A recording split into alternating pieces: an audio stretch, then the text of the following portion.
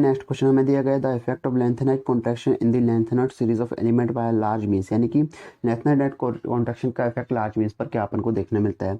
तो मैंने आपको लास्ट में वीडियो में बता दिया, मैंने लास्ट पार्ट में जो मैंने बता दिया आपको क्या जेड इफेक्टिव बता दिया, स्क्रीनिंग इफेक्ट के बारे में बता दिया मैंने आपको, ठीक है ना। और मैंने क्या बता दिया आपको, डी कॉन्ट्रैक्शन बता दिया और लेंथेनाइट कॉन्ट्रैक्शन बता दिया। वहाँ पे मैंने सारी बातें कर दी, तो यहाँ पे मैं आपको जल्दी जल्दी बता दूंगा, इसलिए मैंने पहले वहाँ पर आपको समझा दिया था जिससे आपको यहाँ पर समझ में दिक्कत ना हो, ठीक है ना। तो मैंने आपको क्या बताया था कि जब लेंथेनाइट कॉन्ट्रैक्शन होता है तो उसका कंसिक्वेंस बताया था मैंने आपको लेंथेनाइट कॉन्ट्रैक्शन के। तो उसमें मैंने क्या बताया था कि भैया लेफ्ट टू राइट जाने पर आयनिक रेडियस, एटॉमिक रेडियस ये क्या होती है, डिक्रीज होती है, और बेसिक कैरेक्टर भी क्या होता है, डिक्रीज होता है। तो उसके अकॉर्डिंग अपन देख लेंगे। पहला ऑप्शन क्या दिया गया, increase in atomic radius and decrease in ionic radius, ये तो रॉन्ग बात हो गई। दूसरा क्या दिया गया, increase in both atomic and ionic radius, तो इंक्रीज तो होती नहीं है। Decrease in both atomic and ionic radius, yes this is the correct answer. तो ये हमारे पास क्या हो जाएगा, करेक्ट आंसर हो जाएगा। नेक्स्ट क्वेश्चन में चलते हैं। अब आपको सब कुछ जल्दी जल्दी समझ में आएगा, मैं जल्दी जल्दी भी बताऊंगा क्योंकि मैंने पहले ही सारे कॉन्सेप्ट आपके क्लियर कर दिए हैं लास्ट पार्ट में से। जो हमारे पास नेक्स्ट क्वेश्चन है, the correct order of atomic radiuses. Atomic radius का करेक्ट ऑर्डर पूछ रहा है, कुछ भी नहीं देखना अपन को, हमें जनरल ट्रेंड पता है कि ये लेफ्ट टू राइट जाने पर क्या होता है, एटॉमिक रेडियस डिक्रीज करती है, जबकि अप टू राइट जाने पर एटॉमिक रेडियस क्या करती है, इंक्रीज करती है ना। एक तो ये डिक्रीज करती है, इंक्रीज करती है। हमको पता है यहाँ पे जो होलोनियम हो गया, यूरोपियम हो गया, सीरियम हो गया, ये सारे किस ब्लॉक के एलिमेंट है, ये सारे हमारे पास एफ ब्लॉक के एलिमेंट है। और जबकि हमारे पास जो नाइट्रोजन है वो किसका पी ब्लॉक का एलिमेंट है। तो हमें पता है कि जो एफ ब्लॉक के एलिमेंट है वो 6th पीरियड में आते हैं, मतलब 6th पीरियड और 3rd ग्रुप में आता है, जबकि नाइट्रोजन किस में आता है, 15th ग्रुप में आता है। तो 15 ग्रुप तो बाद में आ रहा है, मतलब नाइट्रोजन की रेडियस तो सबसे कम हो जाएगी, इस हिसाब से नाइट्रोजन की रेडियस क्या हो जाएगी, सबसे कम हो जाएगी। तो इसमें ऐसा अपन को किस ऑप्शन में दिख रहा है, फर्स्ट वाले में तो नहीं दिख रहा, मतलब ये तो रॉन्ग है। ये थर्ड वाले में नहीं दिख रहा अपन को, ये होंगे मतलब सेकंड और फोर्थ में से कोई आंसर आएगा, ठीक है। तो हम एफ ब्लॉक की देखते हैं। तो एफ ब्लॉक के लिए मैंने आपको क्या बता दिया था, लेंथेनाइट कॉन्ट्रैक्शन बताया था। मैंने आपको क्या बताया था, लेफ्ट टू राइट जाने पर क्या होता है हमारे पास, एटॉमिक रेडियस और आयनिक रेडियस क्या करती है, डिक्रीज करती है। तो वहाँ पर लेंथेनाइट सीरीज दी गई, यहाँ पर सीरियम सबसे पहले आता है, उसके बाद कौन सा आता है, यूरोपियम आता है, उसके बाद क्या आता है, होलोनियम आता है ना, होलोनियम आता है, उसके बाद क्या आता है, नाइट्रोजन ही आएगा हमारे पास। तो इससे ये हमारा ऑप्शन कौन सा करेक्ट हो जाएगा, सेकंड यहाँ पर करेक्ट हो जाएगा, और ये वाला रॉन्ग हो जाएगा, ठीक है ना। इसके बाद नेक्स्ट क्वेश्चन में आते हैं। नेक्स्ट क्वेश्चन से पहले मैंने आपको ये यहाँ पर दिखा दिया कि एटॉमिक प्रोडक्ट टेबल है हमारे पास, सारे एलिमेंट्स के हैं। यहाँ पे अपन को नाइट्रोजन दिख रहा है 15 ग्रुप में, और जो 3rd ग्रुप है यहाँ से क्या होती है, लेंथेनाइट सीरीज 57 के बाद स्टार्ट होती है, 58, 59, 60 तक, यहाँ पे कहाँ जाती है, 71 तक जाती है। सीरियम, देन हमारे पास आ गया यूरोपियम, देन आ गया होलोनियम, उसके बाद क्या आ गया, नाइट्रोजन आ गया। इस तरीके से ऑर्डर दे सकते हैं, इसके लिए आपको प्रोडक्ट टेबल याद होनी चाहिए, ठीक है ना। चलो नेक्स्ट क्वेश्चन देखते हैं। नेक्स्ट क्वेश्चन क्या बोल रहा है, द पेयर डेट है सिमिलर एटॉमिक रेडियस। हमसे अब मैंने फिर वहाँ पर आपको लेंथेनाइट के कंस्टिट्यूएंट्स बताए थे मैंने कि भैया जो इनके निकलते हैं, एक तो पहले हमने बता दिया था कि आयनिक और एटॉमिक रेडियस होती है, लेफ्ट टू राइट डिक्रीज होती है, और बेसिक कैरेक्टर भी डिक्रीज होता है। सेकंड होता है सेपरेशन ऑफ लेंथेनाइट के लिए, और थर्ड हमारे पास होता है similarity of atomic radius of the 3D and 4D series है, जो 3D उनकी एटॉमिक रेडियस क्या हो जाती है, बस सेम हो जाती है। क्यों हो जाती है, सॉरी 4D और 5D सीरीज में आएगा, 3D 4D में नहीं होता है। 4D और 5D सीरीज की एटॉमिक रेडियस सेम हो जाती है, ठीक है ना। जैसे मैंने आपको वहाँ पर 3 एग्जांपल इंपॉर्टेंट बताए थे, मैंने बोला था कि ये एग्जाम में पूछे जा चुके हैं पहले। तो मैंने कौन कौन सा बताया था, एक मैंने आपको बताया था जर्कोनियम हैफनियम वाला, जर्कोनियम ऑफ हैफनियम की एटॉमिक रेडियस सेम हो जाती है। एक मैंने आपको बताया था मॉलिब्डेनम और टंगस्टन वाला, कि ये पूछे गए हैं प्रीवियस, मॉलिब्डेनम और टंगस्टन का, है ना, मॉलिब्डेनम और टंगस्टन का मैंने बताया था। और एक लास्ट मैंने क्या बताया था, सिल्वर और गोल्ड का बताया था, है ना। तो इन सब की एटॉमिक रेडियस लगभग क्या हो जाती है, सेम हो जाती है, ड्यू टू लेंथेनाइट कॉन्ट्रैक्शन, है ना। तो आंसर इसमें क्या चला जाएगा, हमारा ए इज करेक्ट आंसर हो जाएगा। नेक्स्ट क्वेश्चन में चलते हैं। नेक्स्ट क्वेश्चन वही आगे जो मैंने अभी आपको पहले बताया कि सिल्वर और गोल्ड की एटॉमिक रेडियस इक्वल हो जाती है ड्यू टू लेंथेनाइट कॉन्ट्रैक्शन। तो इसका आंसर क्या चले जाएगा, ए चलेगा। देखो एक ही कॉन्सेप्ट से कितनी बार और अलग अलग ईयर्स में सारे अलग अलग क्वेश्चन है नीट और जेई के, जो एक ही कॉन्सेप्ट से बार बार अलग अलग तरीके से पूछे गए हैं, उससे बाहर क्वेश्चन नहीं आएगा, ठीक है ना। जो भी पढ़ा उससे बाहर नहीं आएगा क्वेश्चन। नेक्स्ट क्वेश्चन आते हैं। नेक्स्ट क्वेश्चन हमको गिवन है, increasing order of atomic radius of the following elements, यानी कि इनकी एटॉमिक रेडियस का बिल्कुल सिंपल क्वेश्चन है, बिल्कुल देखने रहे अपन को बस ये पीरियोडिक टेबल में इन सब एलिमेंट्स की पोजीशन से याद होनी चाहिए। जैसे मेरे को पता है यहाँ पर कार्बन किस में आता है, 14 ग्रुप में आता है, तो यहाँ पे वो 14 ग्रुप, मैंने यहाँ पे क्या रख दिया, कार्बन को रख दिया। उसके बाद मेरे को पता है कि ऑक्सीजन किस में आता है, 16 ग्रुप में आता है, तो मैंने यहाँ पे 16 ग्रुप बनाया और यहाँ पे क्या रख दिया, ऑक्सीजन रख दिया। उसके बाद मेरे को पता है कि फ्लोरीन और ब्रोमीन किस में आते हैं, 17th ग्रुप में आते हैं, ठीक है। तो मैंने यहाँ पे रख दिया फ्लोरीन, क्लोरीन और ब्रोमीन रख दिए। अब मैं जानता हूँ कि ये लेफ्ट टू राइट का होता है, रेडियस डिक्रीज करती है, अप टू डाउन रेडियस क्या करती है, इंक्रीज करती है। तो उससे मैं निकाल लूंगा, तो सबसे ज़्यादा किसकी हो जाएगी, ब्रोमीन की हो जाएगी, उसके बाद किसकी हो जाएगी, Cl की हो जाएगी, उसके बाद F की होगी, बिल्कुल नहीं, F की तो सबसे कम हो जाएगी। अब तो अपन अलॉन्ग पीरियड देखेंगे ना, यहाँ पे अपन ने ग्रुप वाइज देख लिया, अब पीरियड का अलॉन्ग देखेंगे तो किसकी याद हो जाएगी, कार्बन की, देन ऑक्सीजन की, फिर उसके बाद कौन सी जाएगी, फ्लोरीन की, ठीक है ना।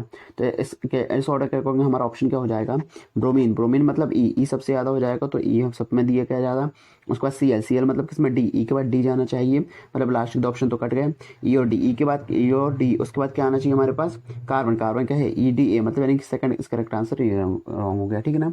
तो ये आपको समझ में आया होगा। तो मैंने आपको जो कॉन्सेप्ट बताया है उनको अच्छे से सीखो, उसके बाद ये वाले क्वेश्चन करो तो बहुत आसानी से बन जाएंगे, ठीक है ना, वरना थोड़ी प्रॉब्लम हो सकती है। देखते हैं नेक्स्ट क्वेश्चन। नेक्स्ट क्वेश्चन क्या गिवन है हमको, outer electronic configuration of the gadolinium. JEE का प्रीवियस ईयर क्वेश्चन है, नीट में भी आ चुका है, नीट में एक बार नहीं 2 बार आ चुका है, 3 बार, और नीट में भी का भी प्रीवियस ईयर क्वेश्चन है, बहुत पुराना 90s के टाइम का, ठीक है ना।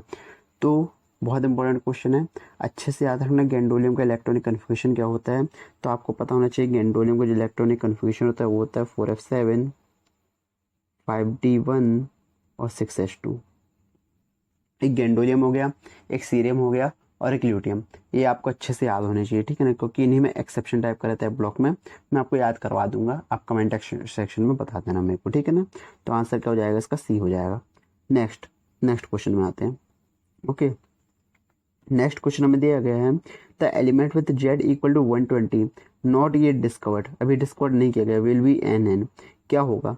अब हमें क्या होगा बोले, पहले ऑप्शन दिया गया एल्कलाइन अर्थ मेटल होगा, एल्कली मेटल होगा, ट्रांजिशन मेटल होगा, इनर ट्रांजिशन मेटल होगा। तो आपको पता होना चाहिए एल्कलाइन अर्थ मेटल क्या कहलाते हैं, एल्कलाइन मेटल होते हैं सेकेंड ग्रुप के, एल्कली मेटल होते हैं किसके, फर्स्ट ग्रुप के, और ट्रांजिशन मेटल होते हैं D ब्लॉक वाले, ठीक है ना, और इनर ट्रांजिशन मेटल कौन से होते हैं, F ब्लॉक वाले, ठीक है ना। तो ये आपको पता होना चाहिए। अब इसको अपन कैसे निकालें, तो इसके लिए मैं आपको ट्रिक बताता हूँ, क्या बताता हूँ, एक बहुत अच्छी मेथड है, बोल दो या ट्रिक बोल दो, जो बोलना आपको बोल दो। तो इसके लिए जो ट्रिक है या जो मेथड है जो आप बोल रहे हो, वो होगी, जो भी एटॉमिक नंबर दिया गया अगर वो हमारे पास 103 से या 103 से 120 तक ही है, मान लो 103 से 120 तक आए, तो इसके लिए जो हमारे पास ग्रुप नंबर निकालने की ट्रिक होती है, क्या निकालने की, ग्रुप नंबर निकालने की ट्रिक होती है। उसके लिए कुछ मत नहीं करना पड़ता है, जो भी अपन को मान लो यहाँ पर 120 दिया गया है एटॉमिक नंबर, तो लास्ट के दो जो एलिमेंट है उनको साथ में पढ़ लो।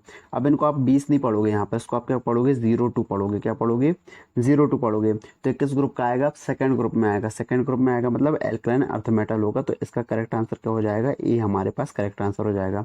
और मैं आपको लेकर बताता हूँ, अगर मेरे पास मान लो जेड होता है 114 का, क्या होता है जेड, क्या होता है, एटॉमिक नंबर को 114 दिया होता है और पूछता है किस ग्रुप का एलिमेंट है, क्या बोलते हैं इसको अपन। तो हम क्या करते हैं, इसमें 1 और 4 है हमारे पास, तो इसको क्या लिख देते, लास्ट में 1 और 4 उठाकर सीधा लिख देते, तो क्या हो जाता है 14th ग्रुप का हो जाता है हमारे पास। अगर मेरे पास जेड दिया होता है 103 का, तो हम लास्ट वालों को सीधे उठाकर रख देते, ये कौन सा हो जाता है, थर्ड ग्रुप का हो जाता है।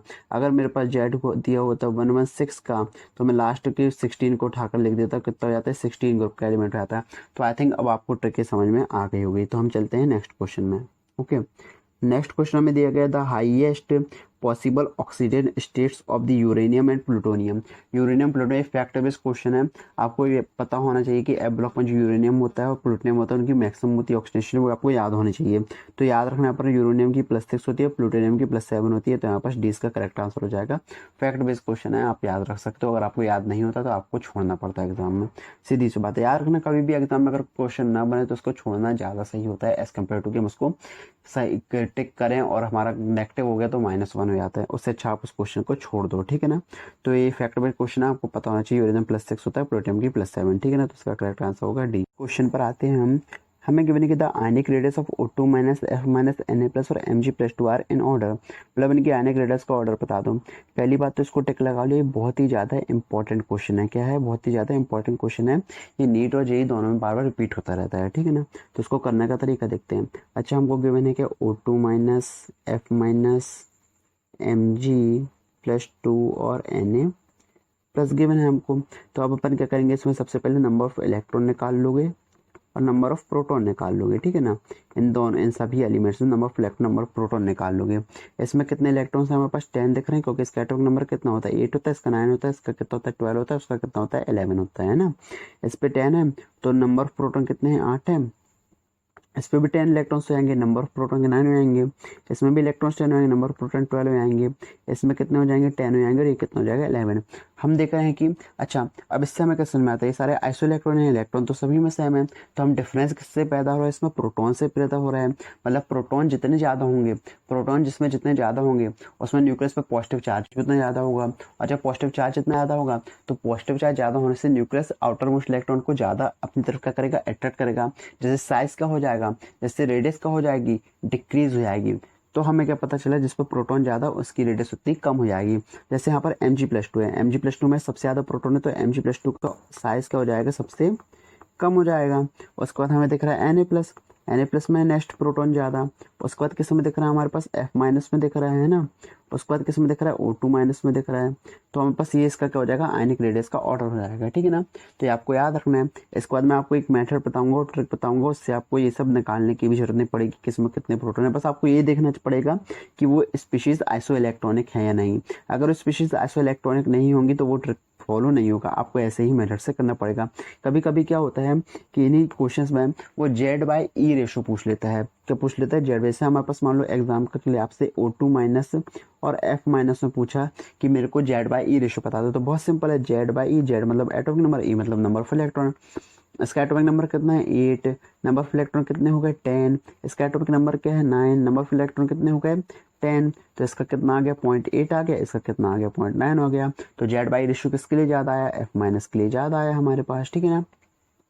तो ऐसे ये क्वेश्चन भी कभी कभी पूछ लेता है। अच्छा, इसके अलावा मैंने आपको बोला कि मैं आपको ट्रिक बताऊंगा, तो कभी भी याद रखना, कोई भी आयनिक रेडियस, कभी भी आइसो इलेक्ट्रॉनिक स्पीशीज की अगर आपसे आयनिक रेडियस की बात करें, मान लो हमारे पास कोई एलिमेंट ए है, ठीक है ना, कोई एलिमेंट ए है, ये अपने न्यूट्रल स्टेट में है, तो याद रखना कभी भी आयनिक रेडियस का ऑर्डर होता है एनायन की रेडियस, फिर न्यूट्रल एटम की, उसके बाद कैटायन की, ठीक है ना। और ये याद रखना सबसे ज़्यादा डिपेंड करता है चार्ज पर। चार्ज बढ़ता जाएगा तो रेडियस उतनी कम हो जाएगी, जितना ज़्यादा पॉजिटिव चार्ज, मतलब मोर पॉजिटिव क्या हो जाएगा, मोर पॉजिटिव मीन्स मतलब वेरी स्मॉल साइज, क्या हो जाएगा, वेरी स्मॉल साइज ना, जितना ज़्यादा पॉजिटिव उतना छोटा साइज हो जाएगा, ठीक है ना। और मोर नेगेटिव मतलब large size, very large size है ना। जैसे कि अब मैं इसी क्वेश्चन पे आपको ट्रिक लगा कर दिखा दूं, कॉन्सेप्ट तो मैंने आपको बता दिया है। जैसे मैं इसी क्वेश्चन पे आपको ट्रिक लगा के दिखा दूं, यहाँ पर इसे मैं O2- दिया है, O2- दिया है, F- दिया है, Na+ दिया और Mg+ दिया है। अच्छा, मैंने बोला कि भाई यहाँ पर A-, फिर A और फिर यहाँ पे A+ मैंने लिख लिया अपनी ट्रिक के अकॉर्डिंग, ठीक है ना। अब मेरे को पता है कि जितना ज़्यादा नेगेटिव चार्ज होगा उतना ज़्यादा साइज ज़्यादा होगा। तो सबसे ज़्यादा नेगेटिव चार्ज किस में देखने मिल रहा है, O2- में, तो मैंने O2- को सबसे पहले रख दिया। उसके बाद नेगेटिव चार्ज किस में है, F- में, तो मैंने F- को रख दिया। उसके बाद कोई न्यूट्रल एटम है क्या, नहीं भाई न्यूट्रल एटम तो है नहीं, तो अपन को छोड़ दो उसको। इसके बाद हमने देखा प्लस चार्ज सबसे कम किस में है, Na+ में। उसके बाद किस में हो जाएगा, Mg+2। ये ऑर्डर हम फॉलो करेंगे और हमारा आंसर क्या हो जाएगा, O2- F- Na+ Mg+2 मतलब डी इज हमारे पास क्या हो जाएगा, करेक्ट आंसर हो जाएगा। तो आपको Z/E का इशू वाला क्वेश्चन याद रखना है, और एक ये वाला याद रखना है, और एक वैल्यू के फॉर्म में पूछ सकता हो, याद रखना है। ऐसे 3 क्वेश्चन बन सकते हैं, उसके अलावा कोई क्वेश्चन नहीं बनेगा कभी, ठीक है ना। थैंक क्वेश्चन, नेक्स्ट क्वेश्चन बोला गया था electronic configuration of the bivalent europium and trivalent cerium की बात कर रहा है। तो इसके लिए आपको फिर इलेक्ट्रॉनिक कन्फिगरेशन याद होना चाहिए। अगर आपको इलेक्ट्रॉनिक कन्फिगरेशन याद नहीं होगा तो इस टाइप के क्वेश्चन ही बनेंगे। हालांकि मैंने कुछ यहाँ पर रखे हुए हैं एग्जाम्पल आपके लिए, जैसे कि यहाँ पर अपन को एग्जाम्पल में ही दिए जो क्वेश्चन में दिए गए हैं, सीरियम दिया गया है और यूरोपियम दिया गया है, उसी का मैंने उठा लिया। इससे सीरियम का अपन को दिया गया है जेनॉन 4F1 5D1 6S2 दिया गया है। और इस तरह यूरोपियम जो दिया गया है उसका हमको दिया गया है क्या, जेनॉन 4F7 6S2। और क्वेश्चन में हमसे पूछे कि ट्राइवेलेंट सीरम, ट्राइवेलेंट सीरम मतलब यहाँ से 3 इलेक्ट्रॉन जा चुके हैं तो इसका बचेगा 4F1, और डाइवेलेंट यूरोपियम बोला है तो इसके 2 जा चुके हैं, मतलब यहाँ पर 4F7 बचेगा। तो यहाँ पर करेक्ट आंसर यहाँ पास हो जाएगा डी हो जाएगा। इसके लिए आपको इलेक्ट्रॉनिक कन्फिगरेशन याद होना चाहिए। मैं बार बार बोल रहा हूँ, मैं इसके लिए आपको एक वीडियो बना दूंगा, उसके लिए परेशान मत हो, ठीक है ना। तो ये हमारे पास प्रीवियस ईयर में, देखो मैं आपको बता रहा हूँ, इलेक्ट्रॉनिक कन्फिगरेशन से ज़्यादा क्वेश्चन पूछे आ रहे हैं रिसेंट ईयर्स में, जो लास्ट के 2 to 3 ईयर्स में इलेक्ट्रॉनिक कन्फिगरेशन पर ज़्यादा फोकस किया जा रहा है। वो भी कौन से, ए ब्लॉक वाले और डी ब्लॉक वाले, और उनमें भी सबसे ज़्यादा एफ ब्लॉक वाले, ठीक है ना। तो उनको अच्छे से याद रखने के लिए हम अच्छी ट्रिक बनाए हैं, वो आपको मैं बताऊंगा, तो इससे आपसे जल्दी बन लेंगे इस टाइप के क्वेश्चन, ठीक है। नेक्स्ट आते हैं। नेक्स्ट पर हमारे पास वही ट्रिक बेस्ड क्वेश्चन आ गया, the atomic number of the element ununnilium के लिए हमारे पास आ गया। अब आपको मैं बता दूं, जो 100 से ज़्यादा वाले एटॉमिक नंबर हैं, हालांकि मैंने इसके लिए एक पोस्ट किया हुआ है इंस्टाग्राम पर, वो आपने देखा होगा, तो आपसे क्वेश्चन बहुत आसानी से बन जाएगा, ठीक है ना। हमसे बोला the atomic number of the element ununnilium ununnilium, इसके लिए आपको एक टेबल याद रखनी पड़ती है यहाँ पर। ये टेबल में क्या होता है, notation of element IUPAC nomenclature, कोई ट्रिक नहीं है, हमारे पास आईयूपीएसी नोमेनक्लेचर होता है। अगर मेरे पास डिजिट 0 है किसी में, तो उसको हम नेम देंगे निल, और उसके लिए एबरवेशन यूज़ करेंगे स्मॉल एन। अगर किसी में डिजिट 1 है और उसके लिए अपन अन यूज़ करेंगे एबरवेशन यू। तो आपको ये वाली पूरी टेबल अच्छे से याद रखनी है। जैसे हमारे पास यहाँ पे दिया हुआ है एटॉमिक नंबर कितना दिया हुआ है, यहाँ पर जो गिवन है एटॉमिक नंबर दिया है अपन को, सॉरी अपन को नेम दिया गया है, क्या दिया गया है, अन निल इन ईएम, है ना। तो अन से हमको समझ में आ रहा है कि यहाँ पर 1 होगा, और निल से समझ में आ रहा है कि 0 होगा, और इन से समझ में आ रहा है क्या होगा, 9 होगा, ठीक है ना। ईएम हम क्या लगाते हैं, बस सफिक्स लगता है हमारे पास, ठीक है। तो हमारे पास 109 इसका एटॉमिक नंबर हो जाएगा, तो आंसर इस एक करेक्ट हो जाएगा, ठीक है ना। नेक्स्ट क्वेश्चन बताए, आपको ये टेबल अच्छे से याद रखनी है। इस टेबल को अच्छे से रखना, आपको लेक्चर का पीडीएफ जो मिल जाएगा ना, तो उससे आप इसको क्या कर लेंगे, स्क्रीनशॉट भी ले सकते हो, और वहाँ पे लेक्चर पीडीएफ को टेलीग्राम चैनल पर मिल ही जाएगा, तो वहाँ से पढ़ सकते हो, ठीक है ना। तो इसको अच्छे से याद रखना, ये बहुत इंपॉर्टेंट है, बार बार पूछ लिया आता है क्वेश्चन, ठीक है ना। नेक्स्ट क्वेश्चन पर चलते हैं। नेक्स्ट क्वेश्चन को बोला है the element with atomic number 101 and 104 belong to, same question. मैंने आपको क्या बताया था, जब भी हमारे पास कोई एलिमेंट 58 से हमारे पास कहाँ आता है 71 तक आता है, तो वो आता है लेंथेनाइट सीरीज में। और जब वो हमारे पास किस में आता है, सॉरी, जब वो हमारे पास आता है 89 से 103 तक, तो उसको हम क्या बोलते हैं, एक्टिनाइट सीरीज में आता है, ठीक है ना। और मैंने इसके लिए बताया था कि जो हमारे पास लेंथेनाइट और एक्टिनाइट होते हैं, वो किस में आते हैं, 6th पीरियड में आते हैं, किस में आते हैं, 6th पीरियड में, और किस में आते हैं हमारे पास, थर्ड ग्रुप में आते हैं। 6th पीरियड में आते हैं, और किस में आते हैं हमारे पास, थर्ड ग्रुप में आते हैं। तो ये जो एलिमेंट है हमारे पास 101 और 104, आपको क्या लगता है किस ग्रुप में आएंगे हमारे पास, तो जो 101 वाला है वो तो जरूर एक्टिनाइट में आएगा। 104 का हम देख ले रहे, तो 104 वाला किस में आ जाएगा, ग्रुप किस में आ जाएगा, ये बताओ। लास्ट का हमने क्या देखा, मैंने आपको इसके पहले एक ट्रिक बताई थी, इसके पहले मैंने आपको ग्रुप निकालने के लिए एक ट्रिक बताई थी क्या, हाँ बिल्कुल बताई थी। क्या बताई थी भैया, जो 104 अपन को दिया गया है, तो इसका ग्रुप नंबर क्या हो जाएगा, लास्ट के 2 डिजिट लिख दो साथ में, तो हमने साथ में इसको लिखा, तो ग्रुप नंबर कितना आ गया, 4 आ गया हमारे पास। तो ग्रुप नंबर 4 आएगा, और 101 वाला एक्टिनाइट को आएगा, क्योंकि एक्टिनाइट कहाँ से होते हैं, 89 से लेके 103 तक वाले क्या होते हैं, एक्टिनाइट कहलाते हैं। तो 101 और 103 के अंडर में आ रहा है, तो वो एक्टिनाइट होगा, और 104 वाला ग्रुप बिलोंग कर रहा है ग्रुप 4 से, तो आंसर वापस बी यहाँ पर करेक्ट हो जाएगा, ठीक है ना। तो ये मैंने ट्रिक आपको बता दी थी, इसलिए इतना जल्दी हो गया क्वेश्चन, वरना कुछ लोगों से इतना जल्दी नहीं होने वाला है। ये तो क्वेश्चन देखकर ही बहुत से लोग अटक जाएंगे या छोड़ कर आएंगे, ठीक है ना। तो ट्रिक्स का फ़ायदा लो, सीखो, वीडियोस को शेयर करो, सब्सक्राइब करो दोस्तों, जिससे और अच्छी अच्छी चीज़ें मैं आपके लिए लाऊं, ठीक है ना। अब जैसे कि यहाँ पर नेक्स्ट क्वेश्चन में दिया गया है, the following statement concern element in the product table which of the following, इनमें से 4 स्टेटमेंट देंगे, इनमें से कौन सा ट्रू है। हमसे सबसे पहला स्टेटमेंट बोला है कि all the element in the group 17 are gases. तो हमें पता है कि ग्रुप 17 में कौन से एलिमेंट आते हैं, एक आता है फ्लोरीन आता है, क्लोरीन आता है, ब्रोमीन आता है, और आयोडीन आता है। तो हमें पता है फ्लोरीन कैसा होता है, गैस होता है, क्लोरीन भी गैस होता है, ब्रोमीन कैसा होता है, लिक्विड होता है, और आयोडीन कैसा होता है, सॉलिड होता है।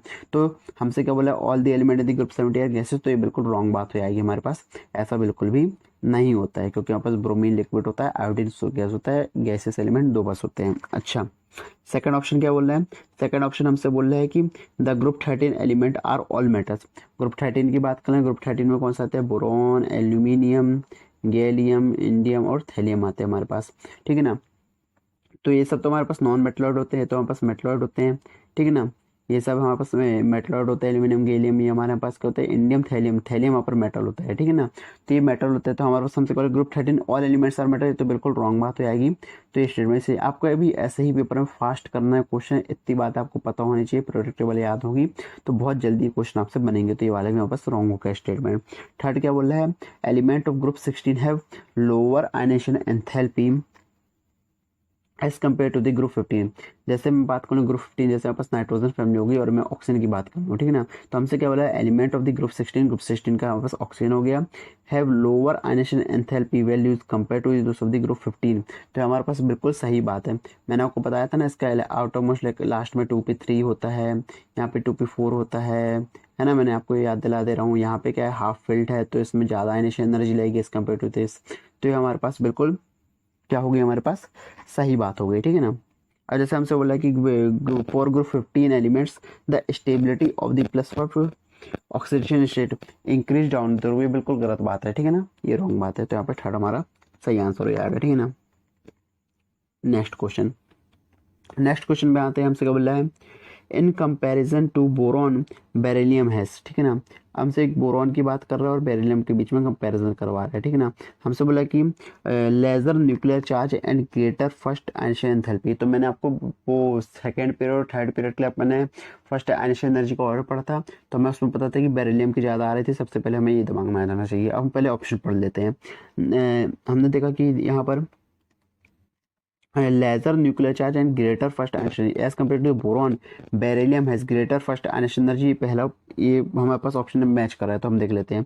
यहाँ पर भी ग्रेटर फर्स्ट आयनेशन एनर्जी दिया है, यहाँ पर लेजर फर्स्ट आयनेशन एंथैल्पी दिया गया है। यहाँ पर लेजर, यानी कि ये जो हमारे पास लास्ट वाले दो ऑप्शन है तो कट गए। आपको देखो एग्जाम में भी ऐसे ही जल्दी जल्दी करना है, आपको देखना है कि भैया हम जो पहले आपको पहले ही दिमाग में सोच लेना कि इसका आंसर क्या हो सकता है, ठीक है ना।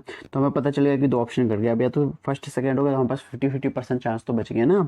अब देखते हैं यहाँ पर दो ऑप्शन हमसे क्या पूछता है, ग्रेटर फर्स्ट आयनेशन एनर्जी तो हमारे पास दोनों में दिया गया है, बट यहाँ पर पूछा है लेजर न्यूक्लियर चार्ज और ग्रेटर न्यूक्लियर चार्ज।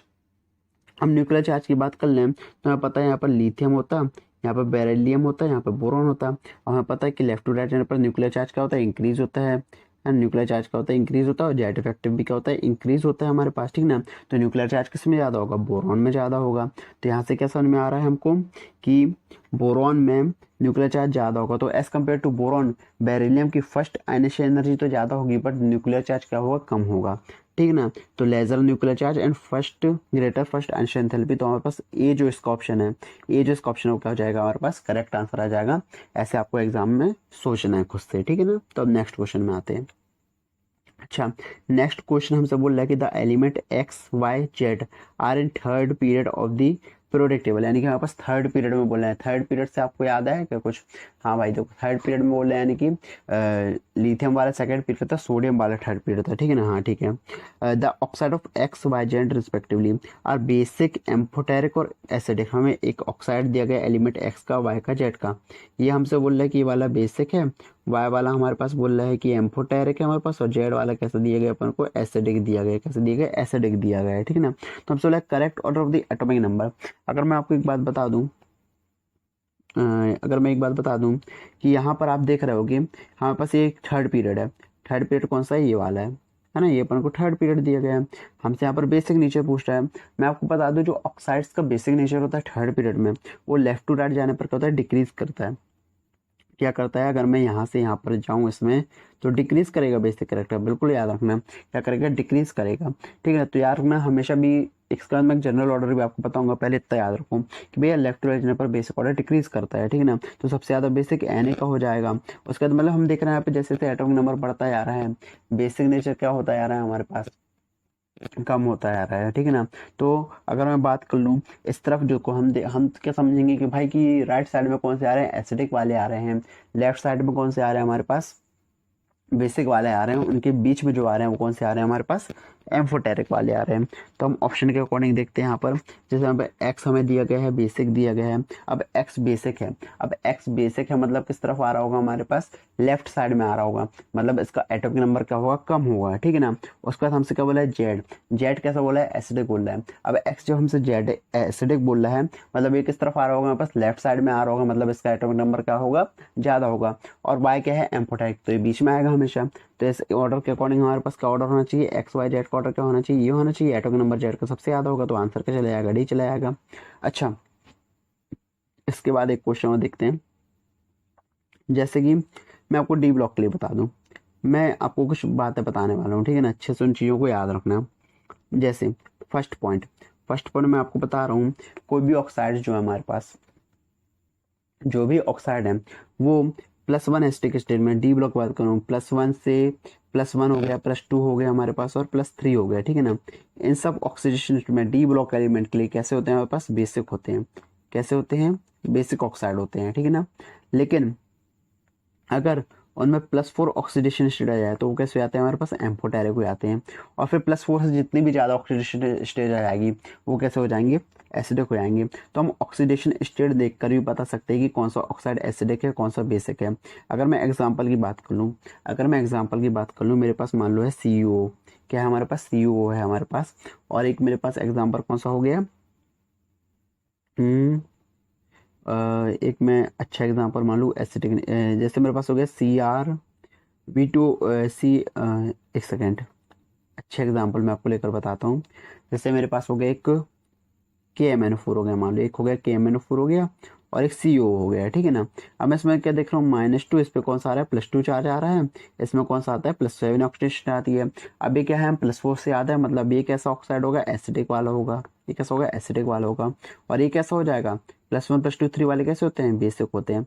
तो ऐसे मैंने आपको एक एग्जांपल लेकर बता दिया, और भी अच्छे एग्जांपल बनाए जा सकते हैं, बट आपसे बन जाएगा सिर्फ ऑक्सीडेशन स्टेट देकर आप निकाल सकते हो कौन सा एसिडिक है, कौन सा बेसिक है।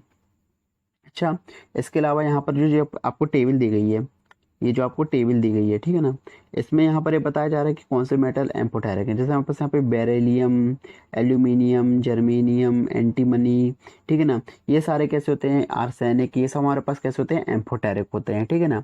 ये आपको याद रखना है। बाकी अपन ने पढ़ा यहाँ पे कि भैया जो लेफ्ट वाले होते हैं वो कैसे होते हैं, बेसिक होते हैं, राइट वाले कैसे होते हैं, एसिडिक होते हैं, और मीडियम वाले कैसे, एम्फोटेरिक होते हैं। ये आपको याद रखना है अच्छे से, ठीक है ना। तो आपसे क्वेश्चन बहुत जल्दी जल्दी बन जाएंगे, ठीक है ना।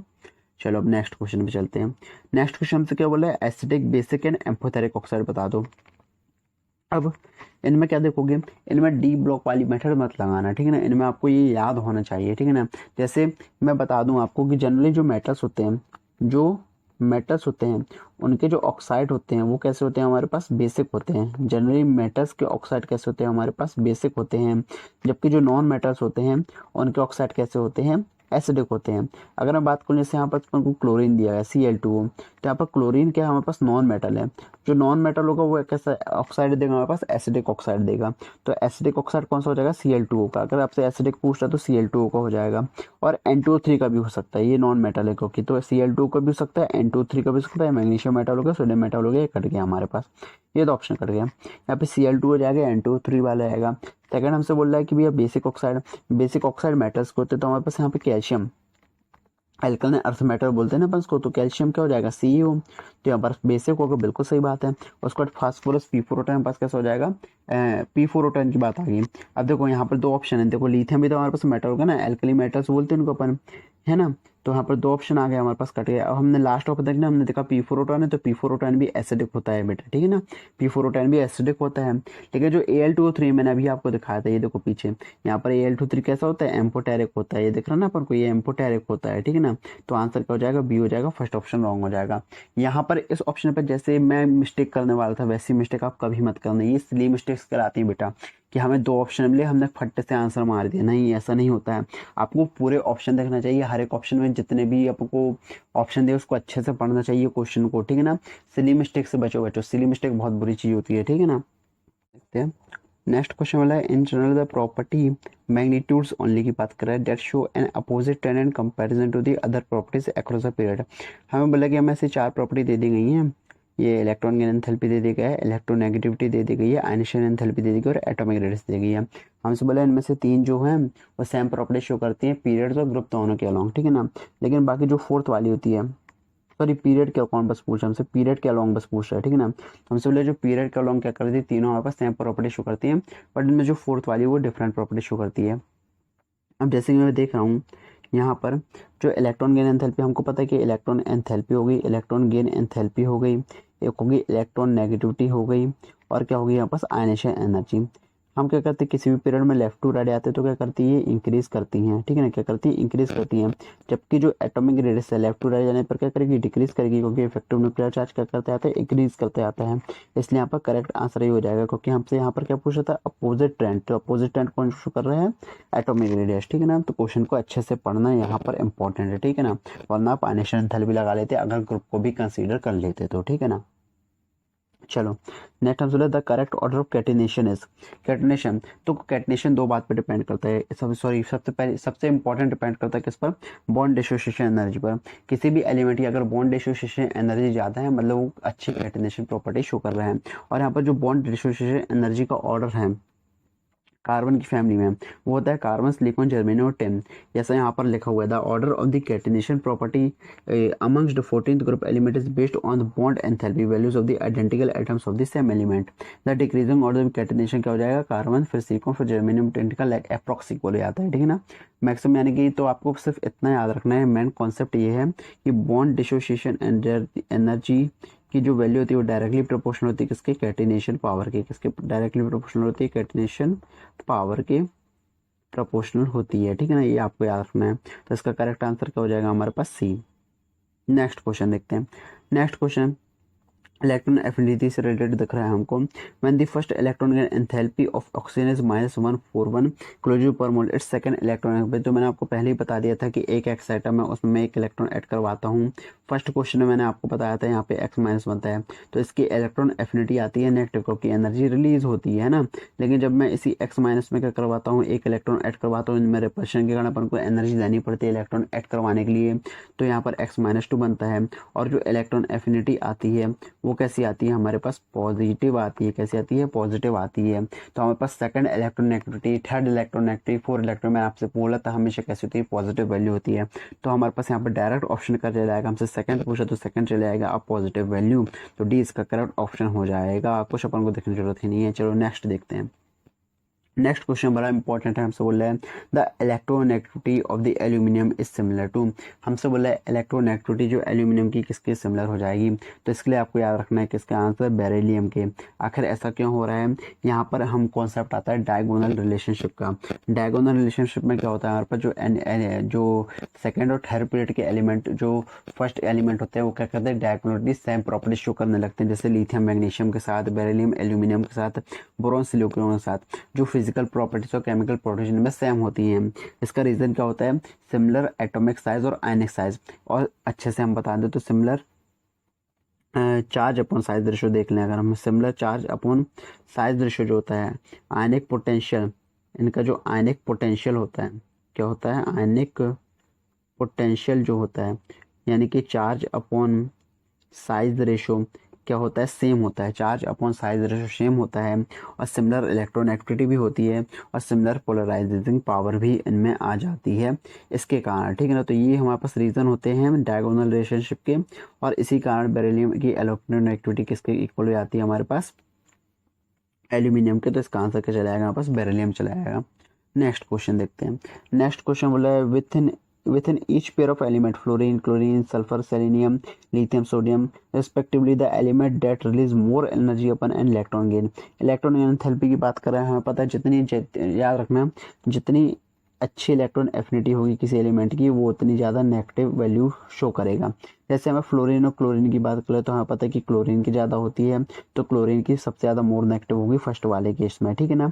उसके बाद सल्फर और सेलेनियम में पता है सल्फर ज़्यादा करता है तो सल्फर की ज़्यादा मोर नेगेटिव होगी सेलेनियम से। और उसका हमसे क्या बोला है, लिथियम और सोडियम में हमारे पास लिथियम की ज़्यादा होती है तो लिथियम की मोर नेगेटिव होगी। तो आंसर हमारे पास क्या चला जाएगा, सी चला जाएगा इसके अकॉर्डिंग, ठीक है ना। नेक्स्ट क्वेश्चन देखते हैं। नेक्स्ट क्वेश्चन देख रहे हैं हमारे पास जो आ गया है, ये सारे नीट और जेई से रिलेटेड है, ये वाले तो नीट से रिलेटेड है। हमसे क्या बोले हैं, बहुत बार आया हुआ क्वेश्चन, हजारों बार आया हुआ क्वेश्चन है, बहुत इजी है। Which one the following arrangement does not give correct pressure of the tend indicate again. सबसे पहले हमें दिया गया फ्लोरीन, क्लोरीन, ब्रोमीन, आयोडीन, किसका दिया गया बॉन्ड डिसोसिएशन एनर्जी का, तो ये हमारे पास रॉन्ग आंसर हो जाएगा। ऐसा क्यों हो रहा है, क्योंकि हमें देखो बॉन्ड डिसोसिएशन एनर्जी का ऑर्डर जो होता है वो होता है ये chlorine, then bromine, then iodine, then fluorine, ऐसा हमारे पास ये ऑर्डर होता है, ठीक है ना। ये ऑर्डर होता है। अब ऐसा होता क्यों है, क्योंकि आपको मैं बता दूं, जो फ्लोरीन होता है, फ्लोरीन में हमारे पास क्या होते हैं, लोन पेयर होते हैं यहाँ पर 1 ऐसे 2 यानी कि 6 ऐसे लोन पेयर होते हैं, ठीक है ना। एक तो ये बॉन्ड बना लेता है, इसका आउटर मोस्ट में 7 होते हैं, तो एक एक बॉन्ड बना लेते हैं। अब क्या होता है, इन लोन पेयर बहुत ज़्यादा रिपल्शन होता है, क्योंकि फ्लोरीन का साइज बहुत स्मॉल होता है। कैसा होता है, बहुत स्मॉल होता है।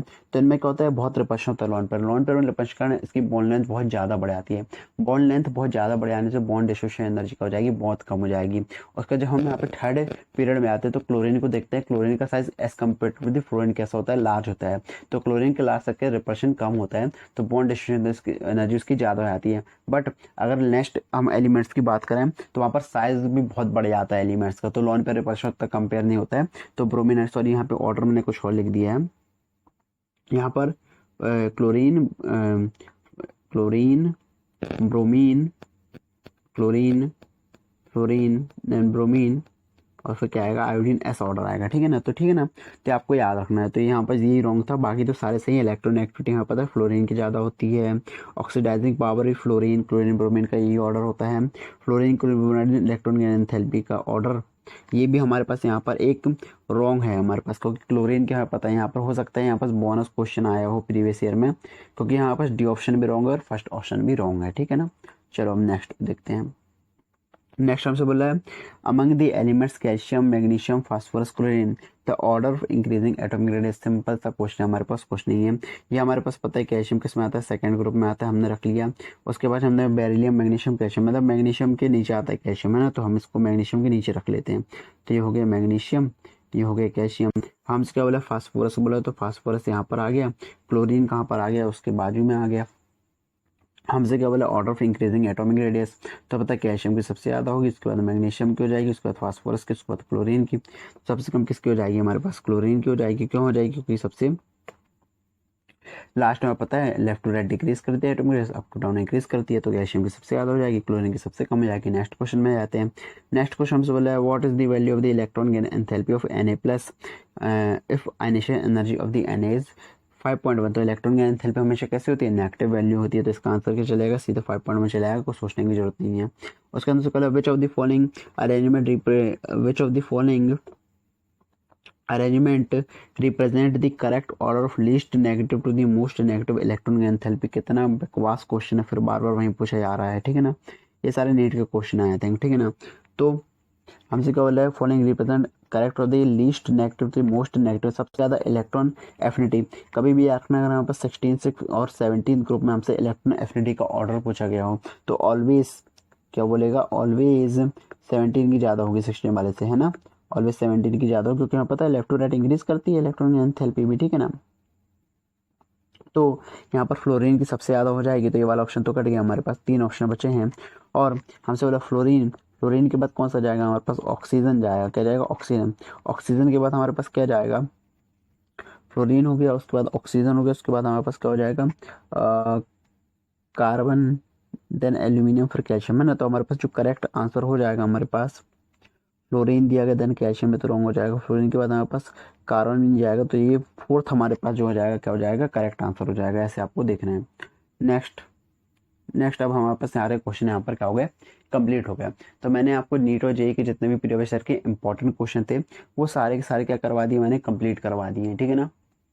मैंने सारे क्वेश्चन नहीं उठाए थे हालांकि, लेकिन जो मोस्ट इंपॉर्टेंट थे वो सारे उठा लिए थे, और जो बार बार ऐसे रिपीट हुए क्वेश्चन वो मैंने नहीं उठाए। अब मैं क्या करने वाला हूँ, इसके बाद अगर आपको वीडियो चाहिए तो मैं क्रिटिकल थिंकिंग क्वेश्चन की वीडियो बनाऊंगा, और उनमें बहुत अच्छे क्वेश्चन रहेंगे, वो क्रिटिकल थिंकिंग क्वेश्चन रहेंगे, और उनमें आपको थोड़ा सोचना पड़ेगा, ऐसे सीधे नहीं हो जाएंगे जितनी आसानी से वाले हो रहे हैं, ठीक है ना। प्लीज़ वीडियो को शेयर कीजिए, सब्सक्राइब कीजिए, लाइक कीजिए, ठीक है ना। Thank you so much.